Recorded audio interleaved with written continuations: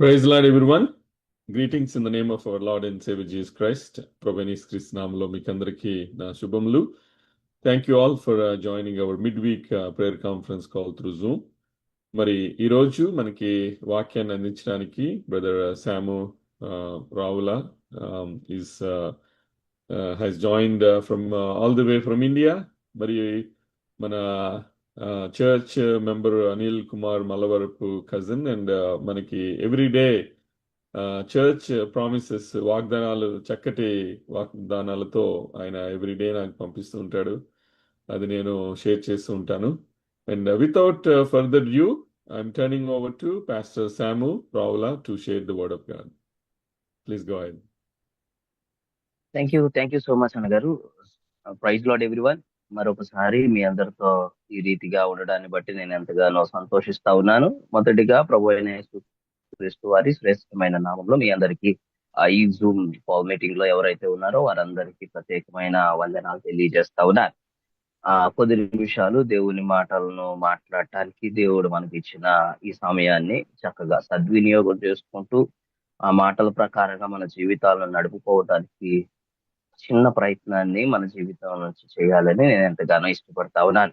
మెటుకు నా పరిచయాన్ని నేను చెప్పడానికి ఇష్టపడట్లేదు, కానీ ఆ దేవుని వాక్యాన్ని మాట్లాడటానికి నేను ఎంతగానో ముందుకు వెళ్ళాలని ఇష్టపూర్వకంగా ఉన్నాను. పరిశుద్ధ బైబిల్ గ్రంథం నుంచి యోహాను పత్రిక 3వ యోహాను పత్రిక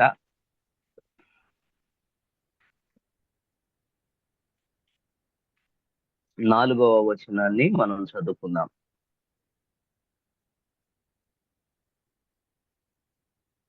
4వ వచనం, నా పిల్లలు సత్యమును అనుసరించి నడుచుకొనుచున్నారని వినుట కంటే నాకు ఎక్కువైన సంతోషము లేదు.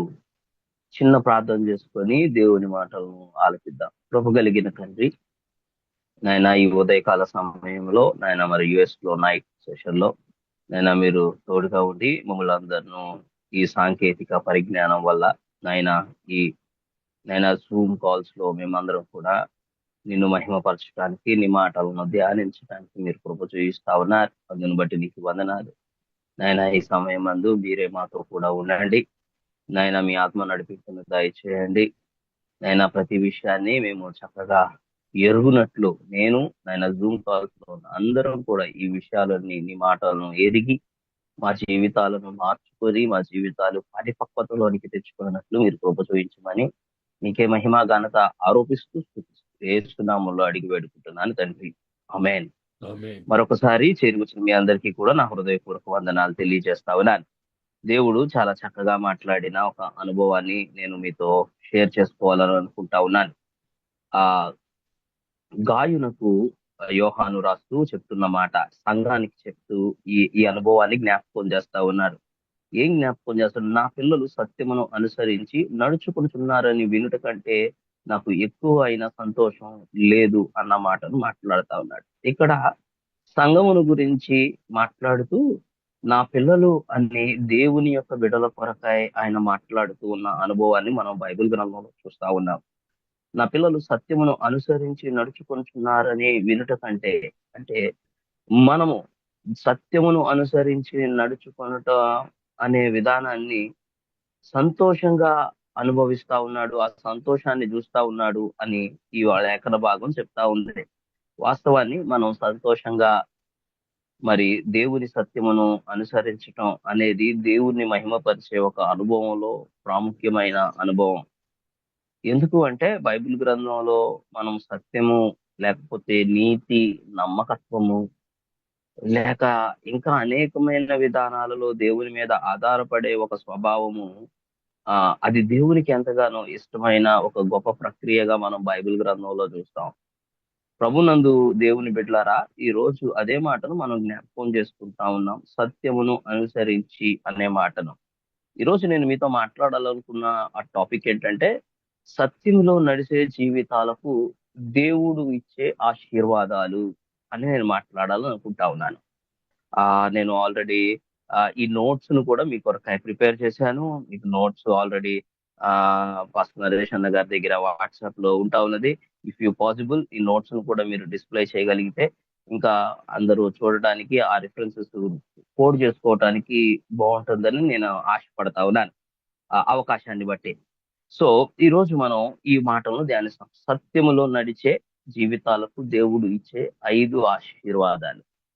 ఈ 5 ఆశీర్వాదాలు వాస్తవానికి మనుషులంగా మనం అందరం కూడా ఏమి కోరుకుంటామంటే, దేవుడు మనల్ని చాలా చక్కగా చూడాలని, మంచి ఆరోగ్యాలు ఇవ్వాలని, అలాగనే మన కుటుంబాలు సంతోషంగా ఉండాలి అని, కుటుంబాలతో మనం అందరం కూడా చాలా హ్యాపీగా ఉంటూ, అలాగనే ఫైనల్ గా మనం నిత్య జీవంలోనికి వెళ్ళాలని, యేసుక్రీస్తు ప్రభు వారితో మన జీవితాలను కట్టుకోవాలని మనం ఆశపడతా ఉంటాం. అందులో దేవుని ఆశీర్వాదాలు అనబడుతున్నవి ఉంటా ఉన్నాయి. ఎందుకు అంటే, మనం భూలోకంలో జీవించే వాళ్ళంగా మన ఆశలు ఎప్పుడు కూడా దేవుడు మనకి ఏదో ఒకటి చేస్తాడు అనే అనుభవంలోనే ఉంటా ఉన్నాయి. ఎందుకు అంటే, దేవుడు మనకు మొదటిగానే వాగ్దానం చేశాడు. ఏంటి అన్నాడంటే, నేను మిమ్మల్ని విడవను అన్నాడు, ఎడబాయను అన్నాడు. ఇదిగో, నేను నీ గురించి నీ తల్లి గర్భంలో రూపించక పులిపే నీ కొరకై ఒక ప్రణాళిక నా దగ్గర ఉంది అని బైబిల్ గ్రంథంలో మాట్లాడతాడు. అలాగనే ఇంకొక మాట ఏమంటాడంటే, నేను ముదిమి వచ్చే వరకు నిన్ను ఎత్తుకుంటాను అంటాడు. ఎక్కడ మన జీవితం ప్రారంభమైందో ఆ జీవిత అనుభవంలో దేవుడు మనకు ఆశీర్వాదం ఉంచాలని నిశ్చయించినాడు. అలాగనే ఎక్కడ మన జీవితం భూలోకంలో గండించిపోతుందో అక్కడ కూడా దేవుడు ఒక ఉన్నతమైన ఆశీర్వాదాన్ని నుంచి నిత్య జీవంలోనికి ప్రమోట్ చేయడానికి దేవుడు ఆశీర్వాదాన్ని ఉంచి ఉన్నాడు. కాబట్టి ఆశీర్వాదం అనేది మనిషి జీవితంలో చాలా ప్రాముఖ్యమైన అనుభవంగా మనం బైబిల్ గ్రంథం నుంచి చూసుకుంటాం. కానీ కానీ ఎందుకు ఈ కానీ అనే మాట మాట్లాడుతా ఉందంటే, ప్రతిసారి దేవుడు, ప్రతిసారి ఆ యెహోవా, యేసుక్రీస్తు ప్రభువారు ఆయన కార్యములు మన మీద జరగాలి అంటే మనలో కొన్ని నిశ్చయతలు, కొన్ని మార్పులు, కొన్ని నడవడికలు మనం సరి చేసుకోవాలి. మనం తెలుసుకోవాల్సిన విషయం ఏంటిది అంటే, బైబిల్ గ్రంథంలో ఆదికాండం నుంచి ప్రకటన గ్రంథం వరకు మనం చూసినప్పుడు దేవుడు అనేకమైన భక్తుల విషయాల్లో ఆశీర్వాదాన్ని ఇచ్చాడు, గాని ఆ ఆశీర్వాదం వారికి ఉచితంగా ఇవ్వలేదు. మరి ఎలా ఇచ్చాడు అంటే, దాని కొరకై వారితో కొన్ని నిబంధనలు చేసినాడు. ఆ నిబంధనలు వారి జీవితంలో అనుసరించినప్పుడు, వారి జీవితంలో పాటించినప్పుడు ఆ ఆశీర్వాదాలను వారి కొరకు ఇస్తూ వచ్చాడు. మీకు ఉదాహరణకు అబ్రహాము జీవితం గనక మనం చూస్తే, అబ్రహామును దేవుడు ఆశీర్వదించాడు. కానీ ఆ ఆశీర్వాదం అబ్రహాముకి ఇవ్వటానికి వందల సంవత్సరాలు, పదుల సంఖ్యలో సంవత్సరాలు ఇస్తూ వచ్చాడు. 90 సంవత్సరాల వరకు ఆ ఆశీర్వాదాన్ని అబ్రహాముకు ఇవ్వటంలో జాప్యం చేసుకుంటా వచ్చాడు. ఎందుకు ఇలా జాప్యం చేశాడు అంటే, అబ్రహాముతో చేసిన నిబంధన, అబ్రహాముతో చేసిన వడంబడిక, అబ్రహామును సరిచేయవలసిన విధానం, అదన్నిటిని దేవుడు మౌల్డ్ చేసి తనకి ఇష్టమైన పాత్రగా ఉంచుకున్న తర్వాత, అంటే దేవునికి ఇష్టమైన అనుభవంలోనికి అబ్రహాము వచ్చిన తర్వాత అబ్రహామును ఆశీర్వదించినట్లు మనం బైబిల్ గ్రంథంలో చూస్తాం. అలాగా అనేక మంది భక్తుల జీవితాలలో కూడా ఆశీర్వాదం అనేది ఎప్పుడు వస్తది అంటే, దేవుడు చెప్పిన కొన్ని అనుభవాలను పాటించినప్పుడు, దేవుడు చేసిన నిబంధనలను నిలిచి ఉన్నప్పుడు ఆ ఆశీర్వాదాలు అనేవి మనుషులు సంతరించుకుంటారు అని బైబిల్ గ్రంథం చాలా క్లుప్తంగా చెప్తా ఉంది.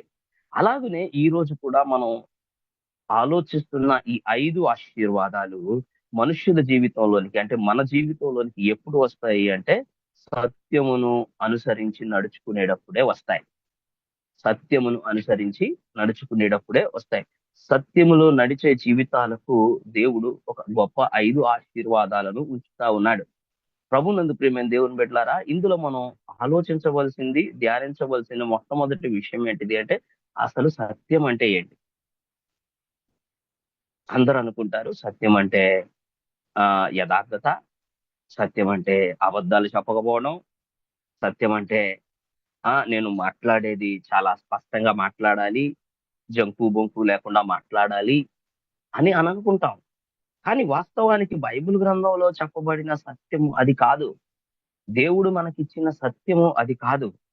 పరిశుద్ధ బైబిల్ గ్రంథంలో సత్యం అనగా ఏమిటి అన్న అనుభవాన్ని మనం గనక చూస్తే, యోహాను సువార్త 14వ అధ్యాయము యోహాను సువార్త 14వ అధ్యాయము 6వ వచనంలో మనకు ఈ మాట రాయబడి ఉంటది. నేనే మార్గమును సత్యమును జీవమును, నా ద్వారా తప్ప ఎవడును తండ్రి యొద్దకు చేరలేవు అని మాట్లాడతాడు. అంటే ఇక్కడ సత్యము అనగా ఈ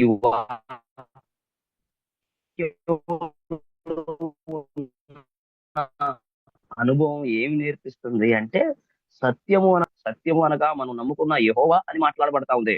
సత్యం అనేది మనం మాట్లాడేది కాదు. సత్యం అనేది మన జీవిత విధానంలో మనం నింపవలసింది కాదు. అసలు సత్యం అనేది బైబిల్ గ్రంథం చెప్తున్న స్పష్టమైన నిర్వచనం ఏంటిది అంటే, సత్యం అంటే యేసుక్రీస్తు ప్రభువు. సత్యము అంటే దేవుడు అన్న అనుభవాన్ని మాట్లాడుతా ఉన్నాడు. నేనే మార్గమును సత్యమును జీవమును అంటా ఉన్నాడు. ఆయనే సత్యం, ఆయనే సత్యం. ఇంకొక మాటలో కూడా దేవుడు చక్కటి అనుభవాన్ని జ్ఞాపకం చేస్తూ వచ్చాడు.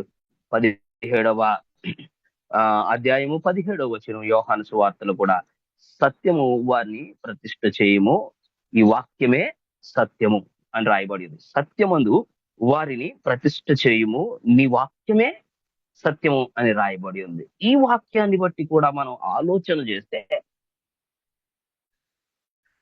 అసలు సత్యం అంటే దేవుని వాక్యం, మన చేతిలో ఉన్న ఈ పరిశుద్ధ బైబిల్ గ్రంథం అని మనం తెలుసుకుంటా ఉన్నాం. మనకు బైబిల్ బోధిస్తా ఉంది. సత్యం అంటే మనం మాట్లాడే విధానం ఏమాత్రం కాదు. సత్యం అంటే ఏంటిది అంటే, మొట్టమొదటిగా మనం తెలుసుకోవాల్సిన విషయం, సత్యం అంటే యేసుక్రీస్తు ప్రభువు. సత్యం అంటే దేవుడు. ఇదిగో సత్యము అంటే ఈ వాక్యం, ఈ వాక్యం. ఇప్పుడు మనం మరలా మొదటికి వెళ్తే, మనం టాపిక్ లో ఉంది కదా, సత్యములో నడిచే జీవితాలను అని రాయబడి ఉంది. అంటే ఇప్పుడు మనం ఎవరితో నడవాలి అన్న అనుభవం ఆలోచన చేస్తే, మనం దేవునితో నడవాలి, దేవుని వాక్యంతో నడవాలి, లేకపోతే దేవుని వాక్యం మీద నిలబడాలి. ఏమి మాట్లాడాలి? దేవుని వాక్యాన్ని మాట్లాడాలి.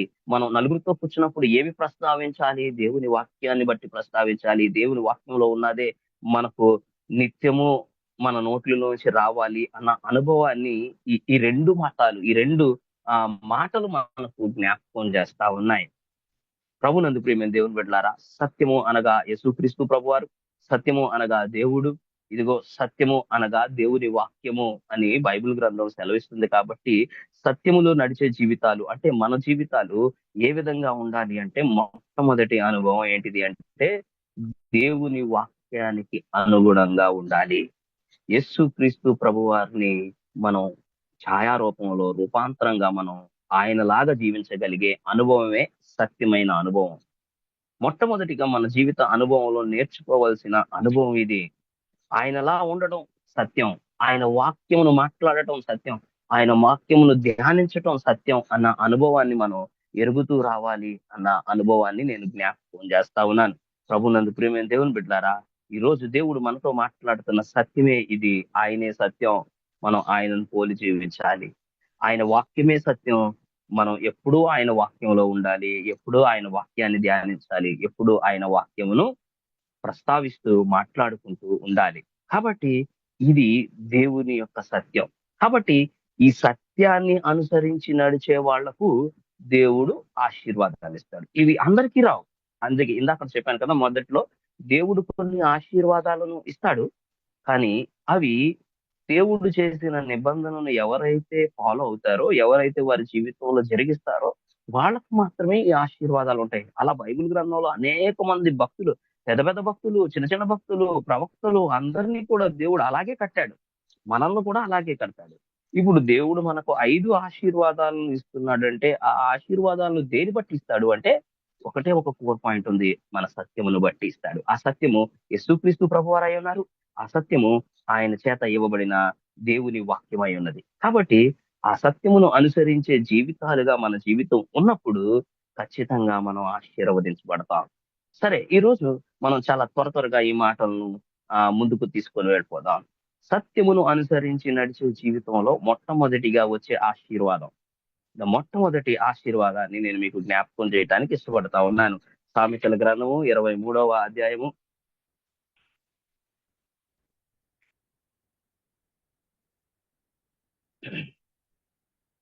23, 24వ వచనాలను మనం ఇక్కడ చదువుకుందాం. సామెతల గ్రంథము 23వ అధ్యాయము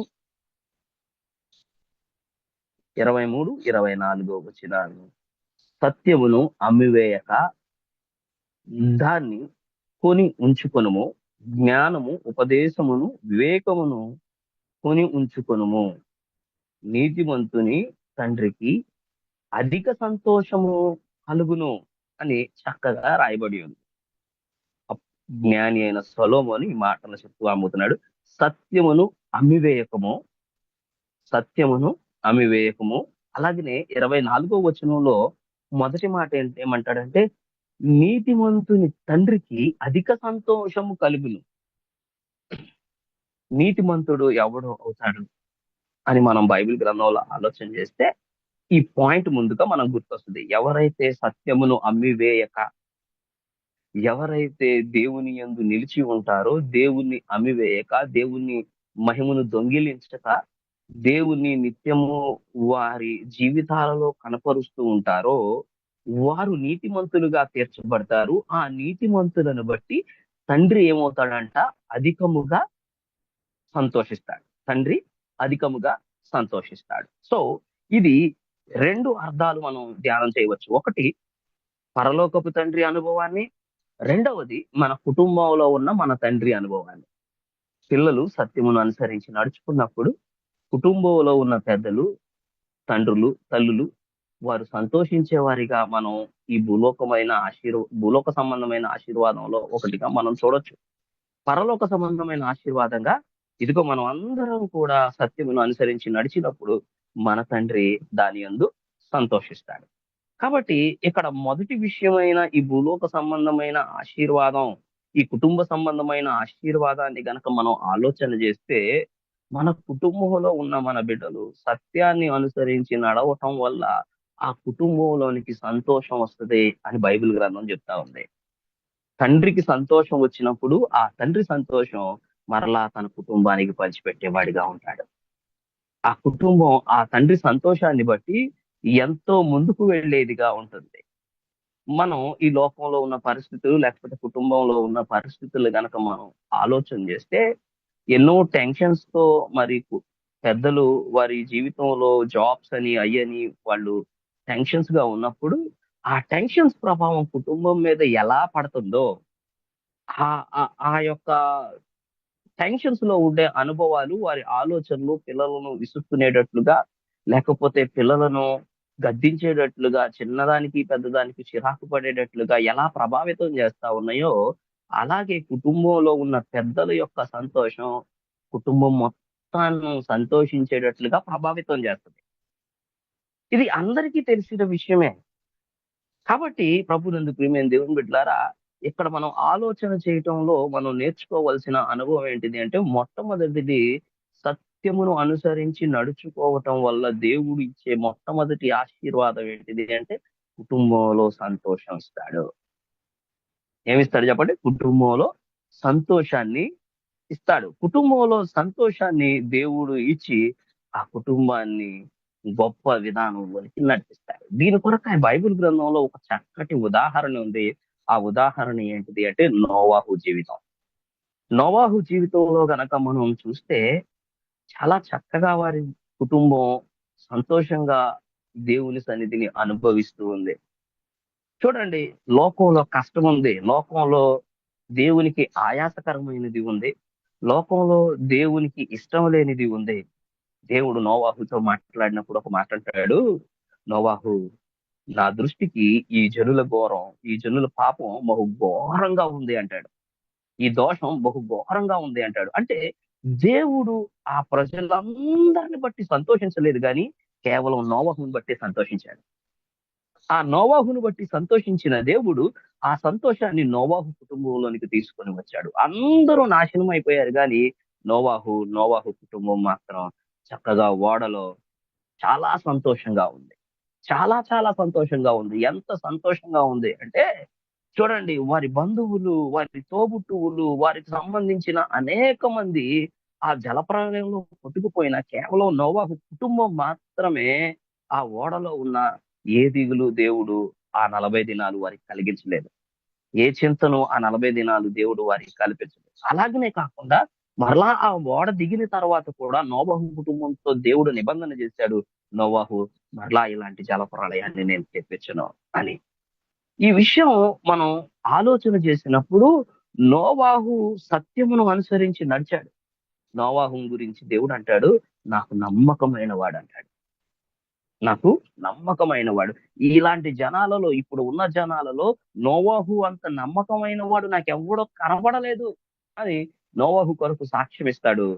నోవాహు ఎంత సత్యమును అనుసరిస్తే, ఎంత సత్యములో జీవిస్తే దేవుడే ఆ మాట అంటాడు. మనం ఆలోచించవలసిన అనుభవం మన జీవితాల్లో కూడా నోవాహు జీవితం లాగా మనం సత్యమును అనుసరించి నడుచుకుంటే దేవుడు ఎలాంటి జలప్రయాణం లాంటి పరిస్థితుల్లో అయినా దేవుడు మనకి ఏమిస్తాడు అంటే మన కుటుంబాన్ని కాపాడుతూ సంరక్షిస్తూ ఆయన సంతోషాన్ని ఇచ్చేవాడిగా ఉంటాడు.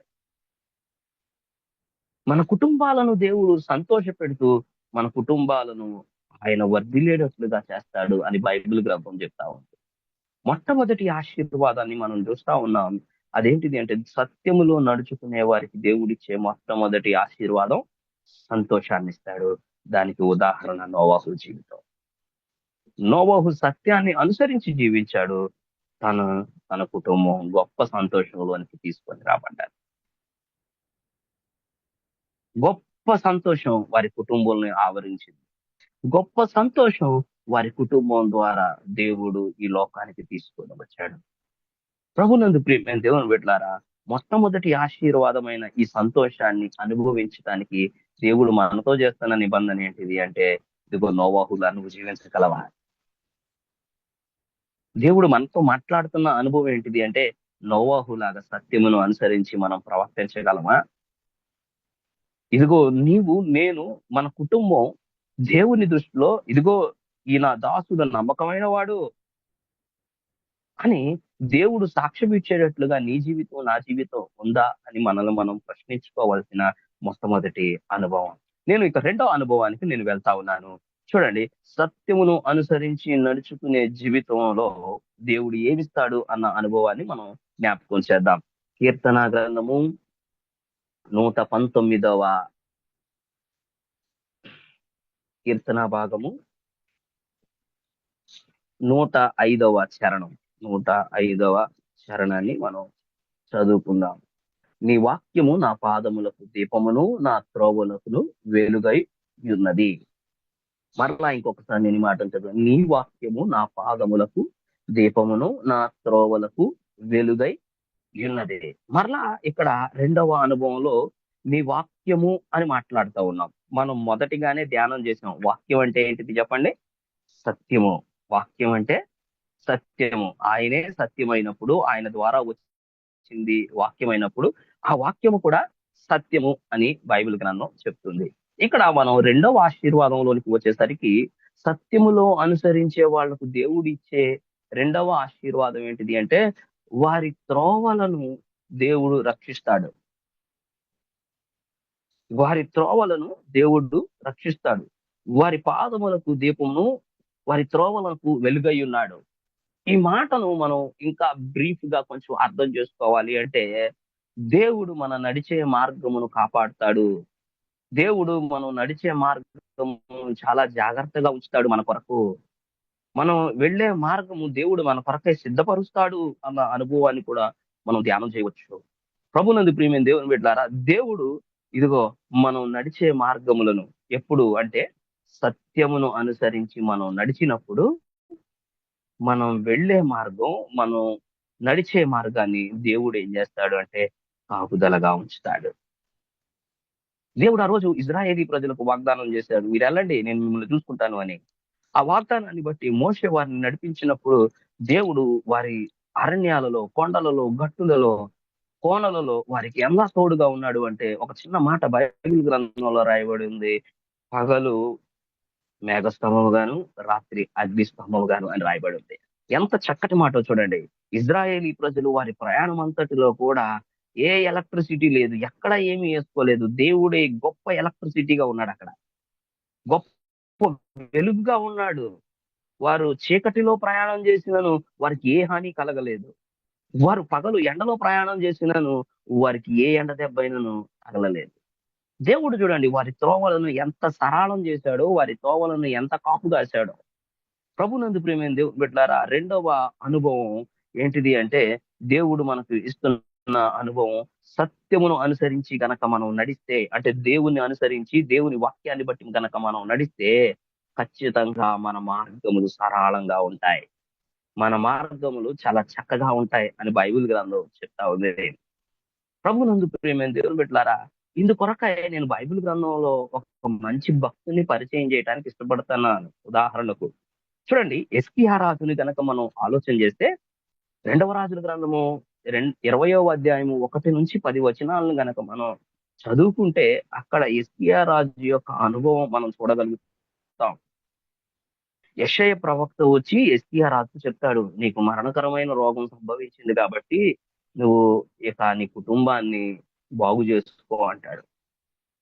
అసలు ఇక్కడ ఆలోచించవలసిన విషయం, ఎస్కియాకు మరణకరమైన రోగం రావటం ఏంటి?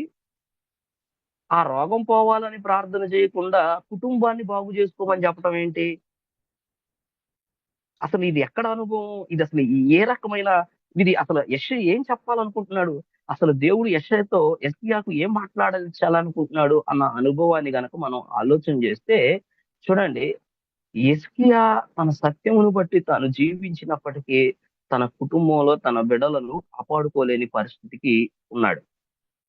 తన కుటుంబంలో ఉన్న పరిస్థితులను దేవుడు ఎత్తి చూపిస్తూ ఈ మాటలు మాట్లాడుతా ఉన్నాడు. ఏమని మాట్లాడుతూ ఉన్నాడంటే, యెషయా ద్వారా, నీవు నీ కుటుంబాన్ని బాగు చేసుకో అన్నాడు. నీ కుటుంబాన్ని బాగు చేసుకో అన్నాడు. అన్నప్పుడు వెంటనే హిజ్కియా ప్రార్థన చేశాడు. ఏమని ప్రార్థన చేశాడు అంటే, తన యొక్క సత్య విధానాన్ని దేవుని దగ్గర పెట్టాడు.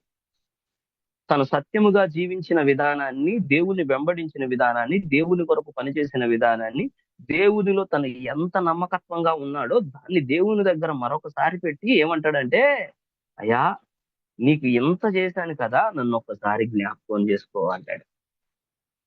3వ వచనం 4వ వచనంలో ఉంటది ఆ మాట.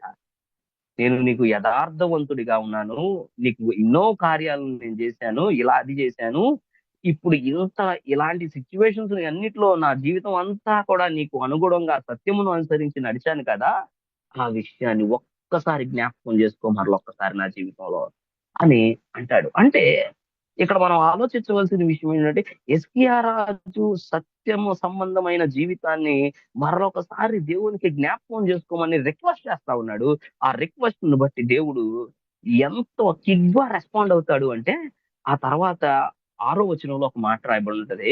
ఆ యెషయా నడిమిశాల దాటక మునిపే యెహోవా ప్రత్యక్షమాయెను అని ఉంటది. ఒక బెడ్రూమ్ లో మాట్లాడి ఒక హాలు నుంచి బయటకు వెళ్లే లోపే దేవుడు రిప్లై ఇచ్చాడు అంటే, అసలు హిజ్కియా ఎంత సత్య ప్రవక్తను గడవాడో మనం ఆలోచన చేయాలి.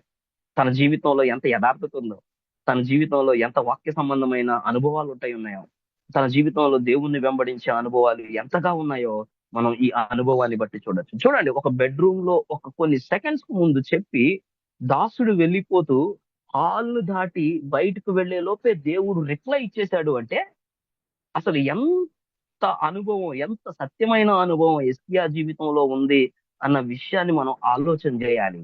ఈ సత్యాన్ని బట్టి హిజ్కియాకు దేవుడు కొన్ని సంవత్సరాలు ఆయుష్నిచ్చాడు. తన కుటుంబాన్ని కట్టుకోవటానికి దేవుడు కృప చూయించాడు. వారి కుటుంబం ఒక నిర్దేశమైన మార్గంలో నడవటానికి దేవుడు కృప చూయించినట్లుగా మనం బైబిల్ గ్రంథంలో చూస్తా ఉన్నాం. చూడండి, హిజ్కియా మార్గాన్ని దేవుడు ఏం చేశాడంటే సరళపరిచాడు.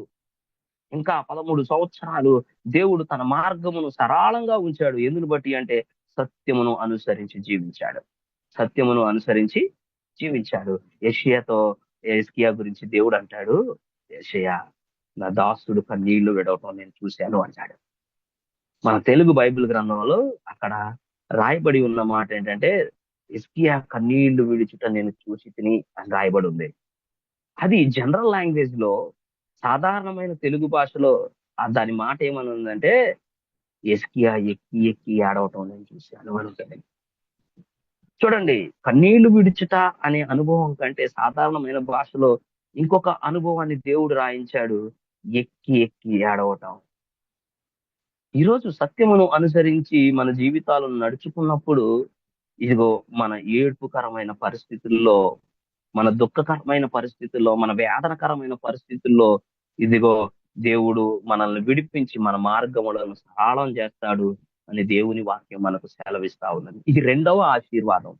సత్యమును అనుసరించి మనం నడవటం వల్ల మనకు కలిగే రెండవ ఆశీర్వాదం ఏంటిది అంటే, మన మార్గములు సరళంగా ఉంటాయి, మన మార్గములు దీవించబడతాయి. మన మార్గంలో మనం వెళ్ళినప్పుడు మన ఆయుష్ పొడిగించబడుతుంది, మనకు ఏ హాని కలగదు అని బైబిల్ గ్రంథం చెప్తా ఉంది. మరలా ఒకసారి నేను జ్ఞాపకం చేస్తా ఉన్నాను. మొదటిది, సత్యమును అనుసరించి నడుచుకోవటం వల్ల మనకి ఏమొస్తుంది? సంతోషం వస్తుంది. రెండవది, సత్యమును అనుసరించి నడుచుకోవటం వల్ల మనకు ఏమొస్తుంది అంటే, మన మార్గములు సరళం చేయబడతాయి. మూడవ అనుభవాన్ని నేను జ్ఞాపకం చేస్తాను. సత్యమును అనుసరించి నడుచుకోవటం వల్ల మనకు వచ్చే అనుభవం ఏంటిది అని 25వ కీర్తన భాగము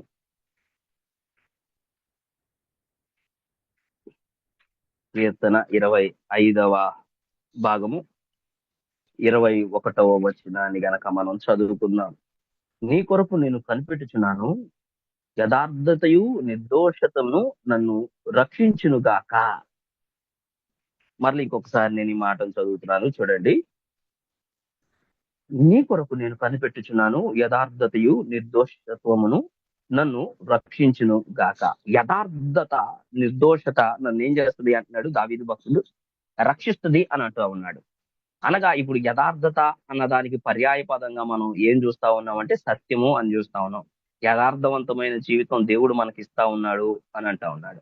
ఇప్పుడు దేవుడు ఒక మాట అన్నాడు, నేను నీతిమంతులను గనక మీరు కూడా నీతిమంతులై ఇండుడి అంటా ఉన్నాడు. ఇప్పుడు ఆయన యథార్థతను అనుసరించిన వాడుగా ఆయన మనకేం చెప్తా ఉన్నాడు? మనం కూడా యథార్థంగా ఉండాలి అని చెప్తా ఉన్నాడు. ఇదే సత్యం, ఇదే వాక్యం అని మనం మాట్లాడుకుంటున్న తరుణంలో దావీదు భక్తుడు మాట్లాడుతున్న ఈ అనుభవం ఏంటిది అంటే, యథార్థతను బట్టి నన్ను రక్షించుచున్నాను అంటా ఉన్నాడు. యథార్థతను, ఈ నిర్దోషత్వము నన్ను రక్షించుచున్నది అంటే, సత్యమును అనుసరించి యథార్థంగా మనం జీవించటం వల్ల మనం ఏం చేయబడతాం అన్న మూడో ఆశీర్వాదం గనక మనం ఆలోచన చేస్తే, రక్షించబడతాం. ఏం చేయబడతాం? రక్షించబడతాం. మనం రక్షణను పొందుకుంటాం. గొప్ప రక్షణ అని బైబిల్ గ్రంథం చెప్తా ఉంది. ప్రభునందు ప్రియమైన దేవుని బిడ్డల, మనం రక్షించబడటం ఇక్కడ ఇంకా మీకు చాలా క్లుప్తంగా చెప్పాలి అంటే సంరక్షణ అని రాయబడి ఉంది బైబిల్ గ్రంథంలో. సంరక్షణ, దేవుని కాపుదల, దేవుని యొక్క భద్రత మన మీద ఉంటుంది. దేవుని యొక్క భద్రత మన మీద ఉంటది. దేన్ని బట్టి అంటే యథార్థవంతమైన అనుభవాన్ని బట్టి. దీన్ని కూడా నేను రెండు విధాలుగా విడదీయాలని నేను ఇష్టపడతా ఉన్నాను. అదేంటిది అంటే, ఒకటి ఈ భూలోక సంబంధమైనది, రెండవది పరలోక సంబంధమైనది. ఈ భూలోక సంబంధమైన దానిలో సంరక్షణ అనే దాన్ని మనం ఎలా చూస్తాము అంటే, దేవుడు మన పరిస్థితులను చక్కబెట్టి మనలను అన్ని విషయాలలో ఏ కొదువ లేకుండా, ఏ లేమి లేకుండా, ఏ కష్టం లేకుండా, ఏ నష్టం లేకుండా దేవుడు మనల్ని సంరక్షిస్తాడు. మొదటి విషయం దేన్ని బట్టి? మన యథార్థతను బట్టి, మన సత్యమును బట్టి. రెండవ అనుభవం ప్రకటన గ్రంథంలో చాలా చక్కగా రాయబడి ఉంటుంది. అలుపులేమి, గనులేమి. యోహానుకు కలిగిన దర్శనంలో యోహాను మాట్లాడుతూ అలుపులేమి, గనులేమి అందరూ కూడా ఆయన సింహాసనం ముందు ఉండటం నేను చూశాను. అక్కడ రెండు గ్రంథములు విప్పబడినాయి. మొదటిది ఆయన అంటాడు, జీవ గ్రంథము విప్పబడింది అని అంటాడు. వేరొక గ్రంథమును విప్పబడింది అంటాడు. వాస్తవానికి మొదటి గ్రంథం తెలుసు అందరికీ, అది జీవ గ్రంథం. జీవ గ్రంథంలో ఏముంటది అంటే, ఎవరైతే దేవుని యందు విశ్వాసం ఉంచి, ఆయన యందు నమ్మిక ఉంచి, ఇదిగో ఆయన సొంత రక్షకునిగా అంగీకరించి ఉంటారో వారి పేర్లు జీవ గ్రంథంలో రాయబడతాయి. వారి అనుభవం ఎక్కడ ఉంటది అంటే, ఆ జీవ గ్రంథమును బట్టి పరలోకంలో ఉంటది. మరి ప్రకటన గ్రంథంలో ఉన్న వేరొక అనుభవం, వేరొక గ్రంథం ఏంటి? ఎప్పుడైనా ఆలోచన చేశారా? ఎప్పుడైనా ఈ మాటను ధ్యానం చేశారా? ప్రభునందు ప్రియమైన దేవుని బిడ్డలారా, నేను ఆలోచిస్తాను ఈ మాటను. నేను బ్రీఫ్ గా ఆలోచన చేసినప్పుడు నాకు గొప్ప సంతోషం వేసింది. ఏంటిది అంటే, వేరొక గ్రంథము విప్పబడిందంట. ఆ గ్రంథంలో ఏమున్నాయంటే, ఇంకొక సందర్భంలో రాస్తాడు దేవుడు, వాని వాని క్రియలు వాని వెంట వచ్చును అంటాడు కొరింథీయులకు రాసిన పత్రికలో. ఈ భూలోకంలో మనం జీవించే ఈ విధానం ఇక్కడితో ముగిసిపోదు. ఈ క్రియలంట మనతో పాటు ఆయన దగ్గరికి వస్తాయంట. అవి తీర్పు దినములో నిలబడతాయంట. సరే, ఈ వేరొక గ్రంథంలో ఏముంటాయిరా అని మనం ఆలోచన చేస్తే, మన యొక్క క్రియలు ఉంటాయి, మన యొక్క సత్య ప్రవర్తన ఉంటది, మన యథార్థమైన ప్రవర్తన ఉంటది. మొదటిది జీవగ్రంథంలో మన పేర్లు ఉంటే మనం తీర్పులోనికి వస్తాం. తీర్పులో వేరొక గ్రంథం విప్పబడుతుంది. ఆ గ్రంథంలో మన యొక్క సత్య విధానం ఉంటది, మనం దేవునితో జీవించిన అనుభవం ఉంటది, మనం దేవుణ్ణి కట్టుకున్న ఆ అనుభవం ఉంటది, దేవుని వాక్యంలో మనం జీవించిన ఆ కొన్ని పరిస్థితులు ఉంటాయి. దాన్ని బట్టి మనకు తీర్పు ఉంటది. దాన్ని బట్టి మనకు ప్రతిఫలం ఉంటది. ఇంకొక సందర్భంలో నీ క్రియలను బట్టి నీకు ప్రతిఫలం ఇస్తాను అంటాడు. వాని క్రియలు వాని వెంట వచ్చును అంటాడు. వేరొక గ్రంథం విప్పబడింది అంటాడు. ఇంకొక చోట వాని క్రియలను బట్టి వానికి ప్రతిఫలం ఇస్తాను అంటాడు. ఇవన్నీ ఈ సీక్వెన్స్ లో ఆలోచన చేసుకుంటే దేవుడు రెండవ ఆశీర్వాదం, అంటే నేను రెండు రకాలుగా ఈ ఆశీర్వాదాన్ని చెప్తా ఉన్నాను. ఒకటి భూలోక సంబంధమైంది, రెండు పరలోక సంబంధమైంది. సో రెండు పరలోక సంబంధమైన ఆశీర్వాదంలోనికి వెళ్ళినప్పుడు మనం ఈ భూలోకంలో జీవించిన ఈ సత్య విధానం, ఈ భూలోకంలో జీవించిన ఈ యథార్థవంతమైన విధానం వేరొక గ్రంథంలో రాయబడేటట్లుగా మన జీవితాలను కడతాయి. ఇంకా నేనేమనుకుంటానంటే ఆ పరలోక రాజ్యంలో నా ఇమాజినేషన్ అది ఒక లైబ్రరీ ఉంది. ఆ లైబ్రరీలో నా పేరుతో ఒక పుస్తకం ఉంది. ఆ పుస్తకంలో నా క్రియలన్నీ ఉన్నాయి అని నేను విశ్వాసం ఉంచుతాను. నేను ఈ భూలోకంలో చేసే క్రియలన్నీ కూడా ఆ పుస్తకంలో చాలా చక్కగా పొందుపరుచుతా ఉంటే, వేరొక పుస్తకం ఆయన ఓపెన్ చేస్తున్నప్పుడు ఆ పుస్తకం ఇలా తీయగానే నా క్రియలు నాకు కనపడతాయి అని అనుకుంటాను. ఇది ఎంత చక్కటి ఇమాజినేషన్! దేవుని దగ్గర నా కొరకు, నా జీవితం కొరకైనా ఒక పుస్తకం ఉంది. ఆ పుస్తకంలో నా మంచి చెడులు, లేకపోతే నా నా క్రియలు, నా సత్యం విధానం అందులో రాయబడుతుంది. దాన్ని బట్టి దేవుడు నాకు తీర్పులో ప్రతిఫలం ఇవ్వబోతున్నాడు అనేది నేను ఇమాజిన్ చేసుకుంటుంటే నాకు ఎంత హ్యాపీగా అనిపిస్తుందో. రియల్లీ దేవుని దగ్గర నాకంటూ ఒక గ్రంథం ఉందా? నా సత్య ప్రవర్తనల గురించి, నా యథార్థతను గురించి దేవుడు ఒక సాక్ష్యం ఇవ్వగలిగే అంత అనుభవంలో నా జీవితం ఉందా అన్న విషయంలో నన్ను నేను ప్రశ్నించుకుంటూ నా జీవిత మనుగడను సాగిస్తూ ఉంటాను. నేను చెప్పాలనుకుంటున్న ఈ రెండవ ఆశీర్వాదం ఏంటిది అంటే సంరక్షణ ఆశీర్వాదం. దేవుడిచ్చే నిత్య జీవ సంబంధమైన రక్షణ అనే ఆశీర్వాదాన్ని నేను జ్ఞాపకం చేస్తాను. ఎవరైతే సత్యమును అనుసరించి, ఎవరైతే యథార్థతను అనుసరించి నడుచుకుంటారో వారు ఈ భూలోకంలో సంరక్షించబడతారు.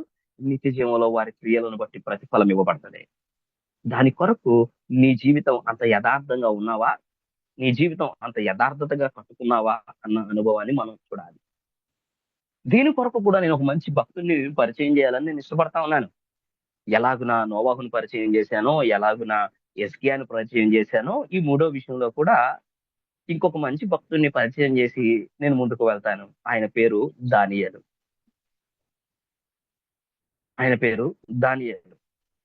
దానియేలు దేవుడు ఎంత గొప్పగా తనను సంరక్షించాడు అంటే, చూడండి, దానియేలు ఒక బానిసగా మరి నెబుకద్నెజర్ దగ్గరకు వచ్చినప్పుడు తన దగ్గర బానిసగా ఉంటూ నమ్మకత్వం కలిగి ఒక గొప్ప పదవిని, హోదాను పొందుకుంటాడు. ఆ హోదాలో కూడా దానియేలు పట్ల ఈర్ష్య కలిగిన మరికొందరు దానియేలుకు, రాజుకు మధ్యలో చిచ్చు పెట్టడం కొరకు అనేకమైన పన్నాగాలు పన్ని మరి రాజు యొక్క విషయంలో ఒక రాజాజ్ఞను తీసుకొని వస్తారు. ఆ విషయంలో దానియేలు తన సత్యమును, తన నమ్మకమును, తన యథార్థతను, దేవుడు వాక్యం చెప్పిన ఆ అనుభవాలను విడిచిపెట్టక యథావిధిగా దేశంలో పరిస్థితులు ఎట్లా ఉన్నా కూడా అక్కడ ఒక మాట రాయబడి ఉంటది దానియేలు వరకు. అతడు యథావిధిగా వెళ్ళి కిటికీలు తీసి మోకరించి ప్రార్థన చేశాను అని రాయబడి ఉంటది. అంటే తనకి ఎలాంటి పరిస్థితులున్నా తన సత్యమును విడిచిపెట్టలేదు, తన యథార్థతను విడిచిపెట్టలేదు, వాక్యమును విడిచిపెట్టని జీవితంగా తన జీవితాన్ని కట్టుకున్నాడు. సింహాల బోనులో వేసినప్పటికీ కూడా దేవుడు సంరక్షించాడు. సింహాల బోనులో వేసినా కూడా సంరక్షించాడు. ఆ తర్వాత ఒక మంచి మాట రాయబడి ఉంటది. చూడండి, ఆ విషయాన్ని రాజు చూసి సింహాల బోనులోంచి దానియేలును తీసుకుని బయటికి వచ్చి ఈ విషయంలో కుట్ర పనిన వాళ్ళను అదే సింహాల బోనిలో వేస్తే ఆ సింహాల బోనిలో పడక మునిపే ఆ సింహములు వారి ఎముకలను పెగిల్చి వేశాను అని రాయబడి ఉంటది. వారి ఎముకలు మటుకు విరిగిపోయేటట్లుగా వారిని భక్షించినట్లు, వారిని తినినట్లు మనం బైబిల్ గ్రంథంలో చూస్తా ఉన్నాం. చూడండి ఎంత గొప్ప సంరక్షణ దానియేలుకు వచ్చింది అంటే అది దేన్ని బట్టి వచ్చింది అంటే ఓన్లీ వన్ వర్డ్, సత్యమును అనుసరించి జీవించాడు. లోకంలో ఉన్న వాళ్ళంతా రాజుకు భయపడి సత్యమును మీరి రాజు వైపు తిరిగారు. దానియేలు మాత్రం తిరగలేదు. దానియేలు దేవుని వాక్యం మీద నిలబడ్డాడు, దేవుని ప్రమాణం మీద నిలబడ్డాడు, దేవుని యథార్థత మీద నిలబడ్డాడు, సత్యములో తన జీవితాన్ని ఉంచుకున్నాడు, దేవుని మీద తన జీవితాన్ని ఉంచుకున్నాడు. దేవుడు గొప్ప సంరక్షణను దానియేలుకు ఇచ్చినాడు. ప్రభునందు ప్రియమైన దేవుని బిడ్డలారా, మూడవ పాయింట్ లో కూడా, మూడవ విషయంలో కూడా మనం సంరక్షించబడాలి అంటే మనం సత్యమును అనుసరించి జీవించాలి. ఎలా సత్యమును అనుసరించి జీవించాలంటే దానియేలు వంటి సత్యమును అనుసరించి మనం జీవించాలి. మరలా ఒకసారి నేను జ్ఞాపకం చేస్తా ఉన్నాను. మొదటి పాయింట్, మొదటి ఆశీర్వాదం, దేవుడు సత్యమును అనుసరించి నడిస్తే మనకు సంతోషం ఇస్తాడు. ఎవరు సత్యమును అనుసరించి నడిచారు? నోవహు సత్యమును అనుసరించి నడిచాడు. రెండవ అనుభవం, సత్యమును అనుసరించి నడిస్తే దేవుడు మన త్రోవలను, మన మార్గములను సరళం చేస్తాడు. దేవుడు ఎవరి మార్గములను సరళం చేశాడు? హిజ్కియా మార్గమును సరళం చేశాడు. మూడవ అనుభవం, సత్యమును అనుసరించి మనం నడిస్తే దేవుడు మనల్ని సంరక్షిస్తాడు. దానికి ఉదాహరణగా ఎవరి జీవితాన్ని చూసామంటే దానియేలు యథార్థతను, దానియేలు సత్యమును మనం చూసాం. ఇక నేను 4వ పాయింట్ లోనికి వచ్చేస్తా ఉన్నాను. ఒక 5 నిమిషాల్లో నేను కంక్లూజన్ లోకి వెళ్ళిపోవాలని నేను ఇష్టపడతా ఉన్నాను. ఈ విషయాన్ని జ్ఞాపకం చేసుకోండి. 4వ పాయింట్ నేను నీతో మాట్లాడాను. సత్యమును అనుసరించి నడిస్తే దేవుడిచ్చే ఆశీర్వాదం ఏంటిదో చూద్దాం. యెహోషువ గ్రంథము 1వ అధ్యాయము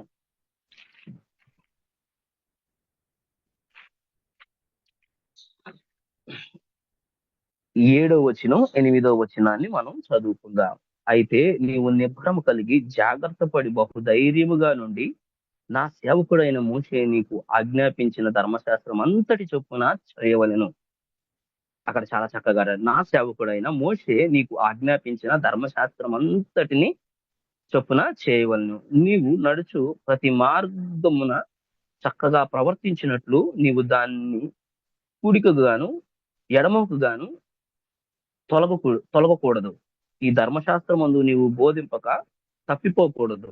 దానిలో వ్రాయబడిన వాటన్నిటి ప్రకారము చేయుటకు నీవు జాగ్రత్త పడినట్లు దివారాత్రములు దాన్ని దాయించేలా నీ మార్గములను వర్ధిల్లింప చేసుకొని చక్కగా ప్రవర్తించెదవు అని మాట్లాడుతూ ఉన్నాడు. యెహోషువతో దేవుడు మాట్లాడుతున్నాడు. ఇజ్రాయేలీ ప్రజల యొక్క ప్రయాణంలో మోషే చనిపోయిన తర్వాత గొప్ప బాధ్యతలు, మోషే బాధ్యతలను ఎవరికి దేవుడు అప్పగించాడు అంటే యెహోషువకు అప్పగించాడు. యెహోషువతో దేవుడు అంటా ఉన్నాడు, ధర్మశాస్త్రం అనగా నా సత్యమును అనుసరించి, నా యథార్థతను అనుసరించి, ఇదిగో నా వాక్యమును అనుసరించి నీ జీవితాన్ని కట్టుకుంటే నేను నిన్ను ఖచ్చితంగా కాపాడతాను అని వాగ్దానం చేశాడు. వాగ్దానం చేయటమే కాదు, యెహోషువ అలాంటి గొప్ప యథార్థతను కట్టుకున్నాడు. ఆ యథార్థతను కట్టుకున్న వాడిగా తన జీవితం ఉన్నప్పుడు అనేకమైన యుద్ధాలలో దేవుడు యెహోషువకు తోడుగా ఉన్నాడు. యెహోషువకు తోడుగా ఉన్నాడు. ఎంత గొప్ప విషయం అంటే ఎన్నిన ఎముకలను సైతం సైన్యముగా మార్చి దేవుడిస్తాడు. అక్కడ ప్రభునందు ప్రియమైన దేవుని బిడ్డలారా, నేను ఈ విషయాన్ని ఎందుకు మాట్లాడుతా ఉన్నాను అంటే, ఎవరైతే ధర్మశాస్త్రం అనబడుతున్న దేవుని వాక్యం మీద, సత్యము మీద నిలబడగా ఉంటారో వారి ఎడల దేవుడు ఆశ్చర్యమైన కార్యాలు చేస్తాడు. ఏం చేస్తాడు చెప్పండి? ఆశ్చర్యమైన కార్యాలు చేస్తాడు. ఎలాంటి ఆశ్చర్యమైన కార్యాలు చేస్తాడు అంటే యెహోషువ జీవితంలో మనం చూస్తాం. యెహోషువ జీవితంలో మనం చూసినప్పుడు చాలా సందర్భాలలో దేవుడు యెహోషువను విడిచిపెట్టక కాపాడతాడు. చాలా సందర్భాలలో యెహోషువను దేవుడు విడిచిపెట్టడు. ఇంకొక విషయం చెప్పాలి అంటే, దేవుడు వాగ్దానం చేశాడు మోషేకు, కానీ మోషే కూడా ఆ దేశాన్ని చూడలేకపోయాడు. కానీ ఎవరు చూశారా అంటే యెహోషువయే చూశాడు. యెహోషువ చాలా చక్కగా ఆ ఆ ఆ దేశంలోనికి వారిని నడిపించడానికి ఎక్కువ ప్రాధాన్యత చూపించిన వాడిగా, దేవునికి నమ్మకంగా కనబడి దేవుడు ఎన్నుకున్న వాడిగా యెహోషువ కనబడ్డాడు.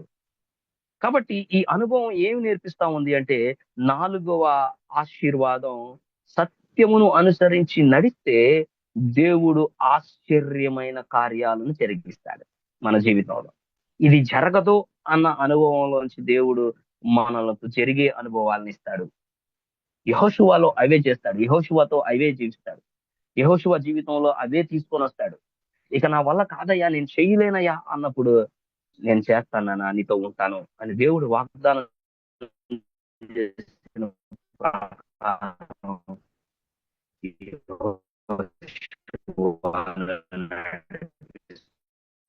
యెహోషువతో ప్రజలు యెహోషువ జీవితంలో ఉన్న అనుభవాన్ని బట్టి మనం నేర్చుకోవాల్సిన, ఇదిగో ధర్మశాస్త్రం అనబడుతున్న ఈ బైబిల్ గ్రంథం మనకి ఏవి చెప్తుందో దాన్ని అనుసరించి నడిస్తే, దేవుణ్ణి అనుసరించి నడిస్తే మన జీవితంలో ఆశ్చర్యమైన కార్యాలు జరుగుతాయి.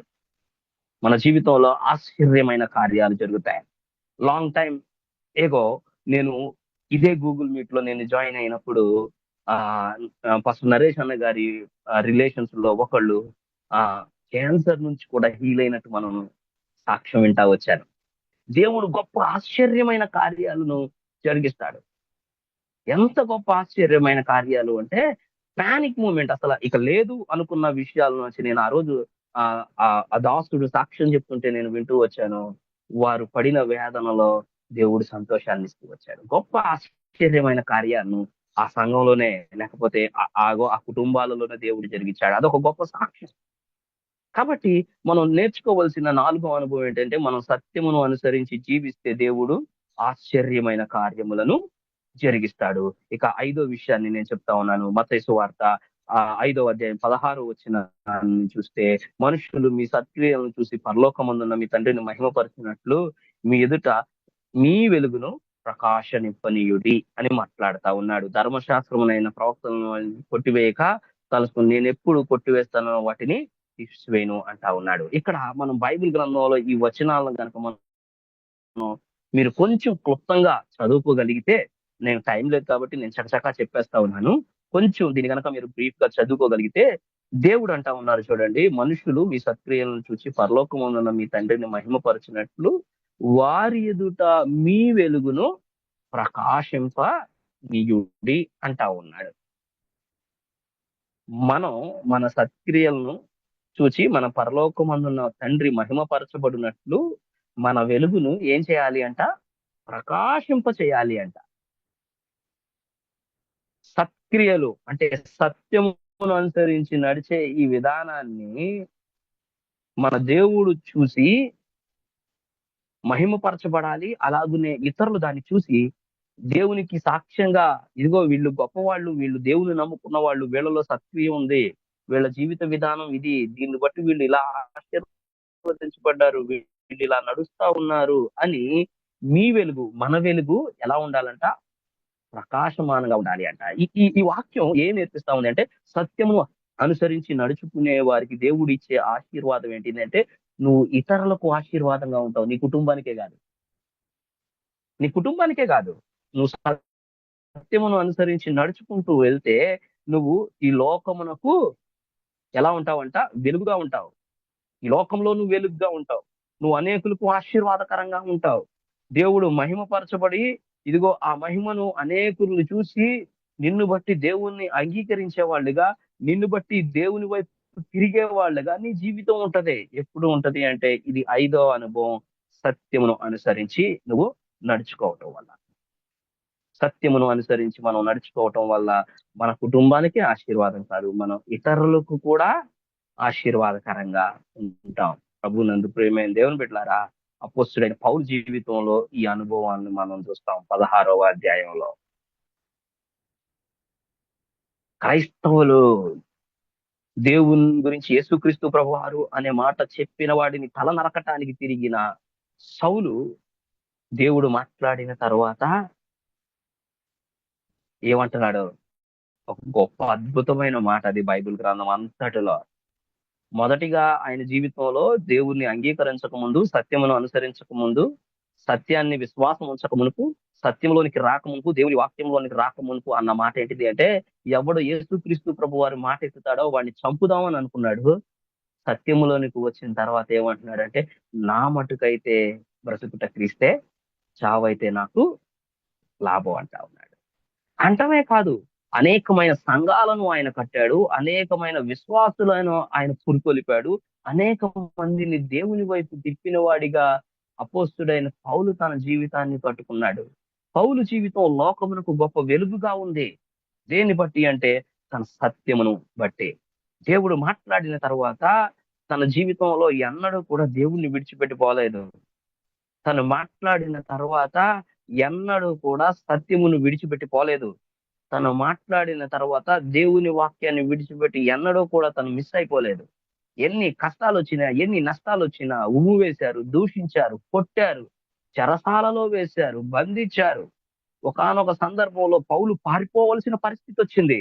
అయినా కూడా దేవుణ్ణి విడిచిపెట్టలేదు, సత్యమును విడిచిపెట్టలేదు, దేవుని వాక్యమును విడిచిపెట్టలేదు.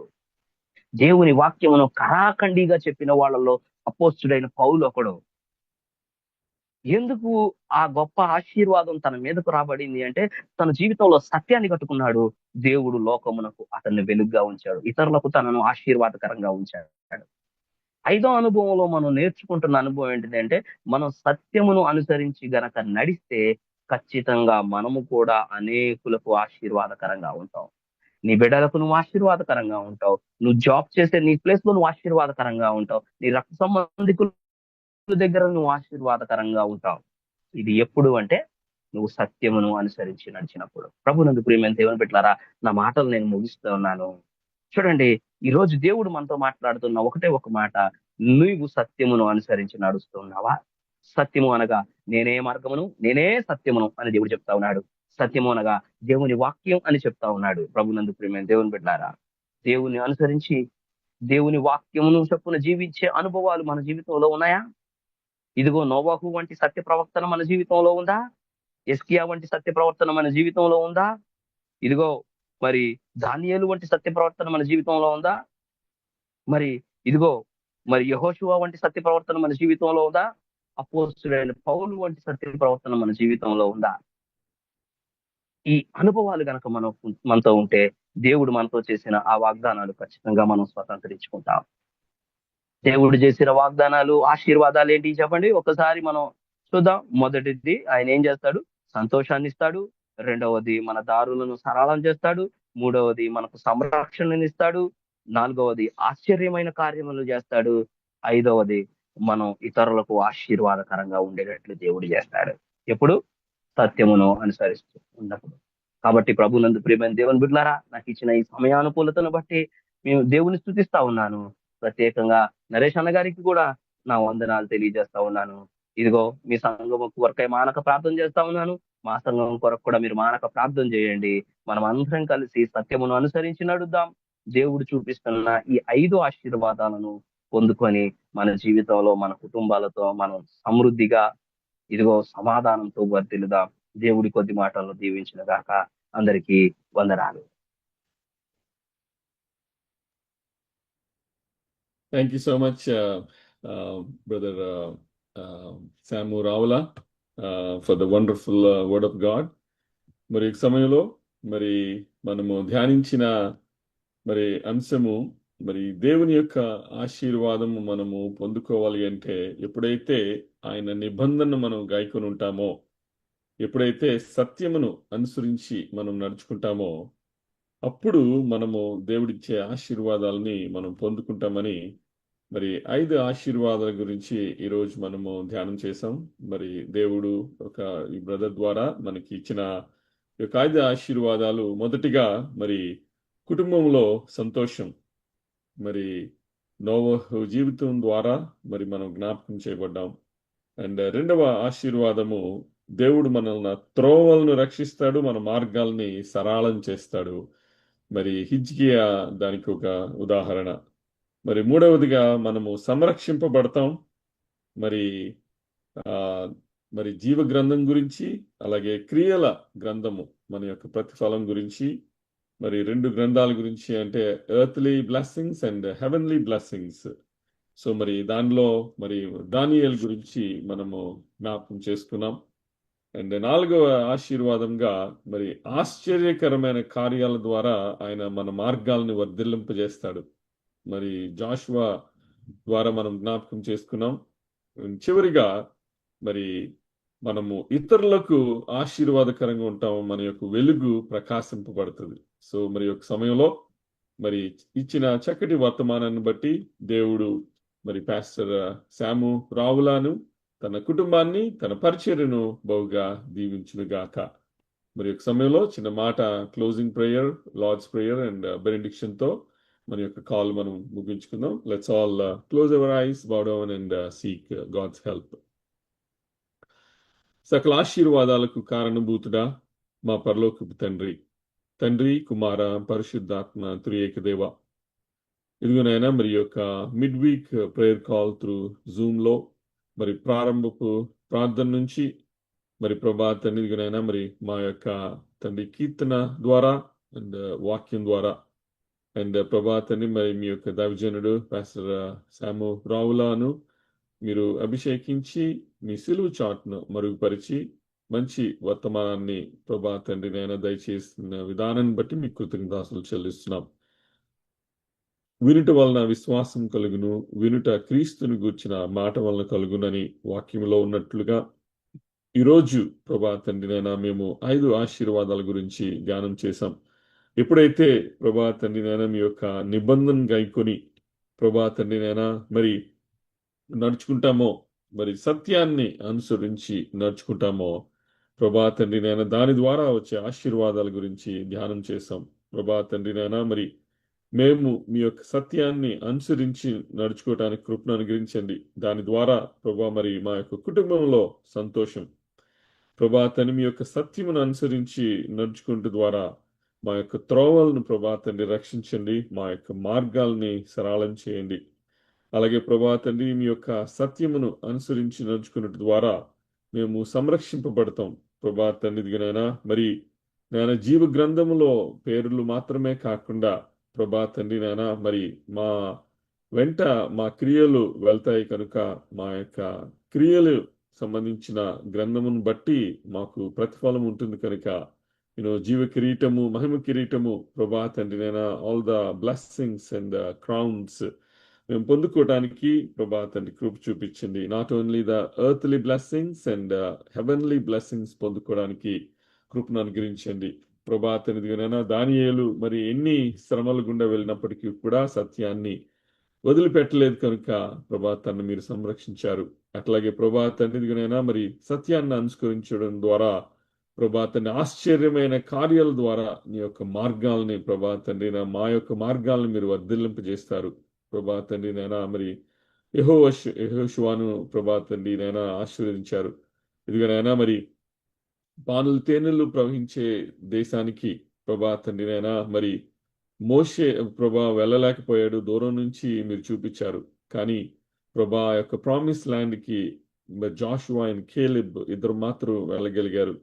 ప్రభా తండ్రి మరి అట్లాగే నేను మీ యొక్క సత్యాన్ని మేము అనుసరించడం ద్వారా మేము ఇతరులకు ఆశీర్వాదకరంగా లార్డ్ మీరు ప్రభా తండ్రినైనా మరి అబ్రహాంని కూడా you blessed him and as a channel of blessing and ఆశీర్వాదము ప్రభా తండ్రి అబ్రహాము ద్వారా ఎంతో మందికి ఆశీర్వాదాన్ని మీరు ప్రభా తండ్రినైనా అనుగ్రహించారు. అట్లాగే నేను ఇతరులకు ఆశీర్వాదంగా ఉండటానికి మరి ఇతరులకు వెలుగుగా ఉండటానికి మరి అపోస్తుడైన పౌలు ప్రభా తండ్రినైనా మరి ఆయన ద్వారా ఎంతో మంది రక్షింపబడ్డారు.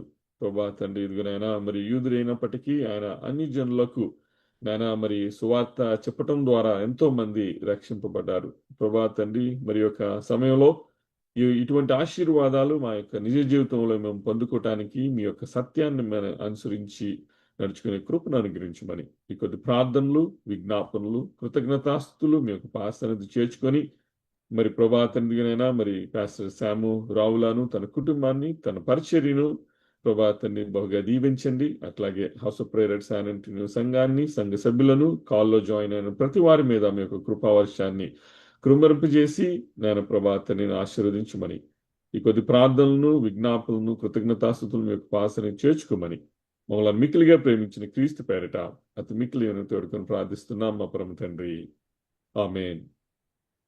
పరలోకమున్న మా తండ్రి, మీ నామం పరిశుద్ధపరచుకొను గాక, మీ రాజ్యం వచ్చును గాక, మీ చిత్తము పరలోకమందు నెరవేర్చబడుచున్నట్లు భూమి అందును నెరవేర్చబడుగాక.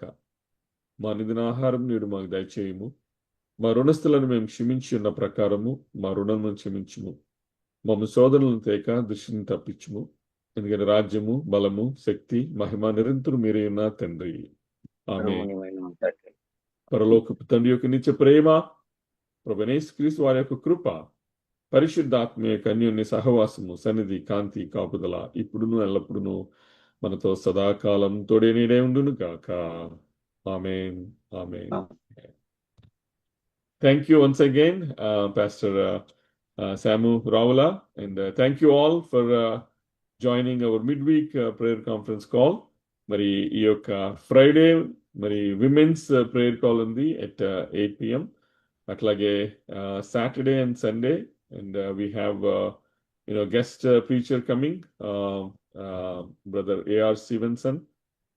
Saturday worship night and Sunday worship service. Please remember in your prayers, and thank you all for joining, and God bless you all. Shalom. Hello. Shalom.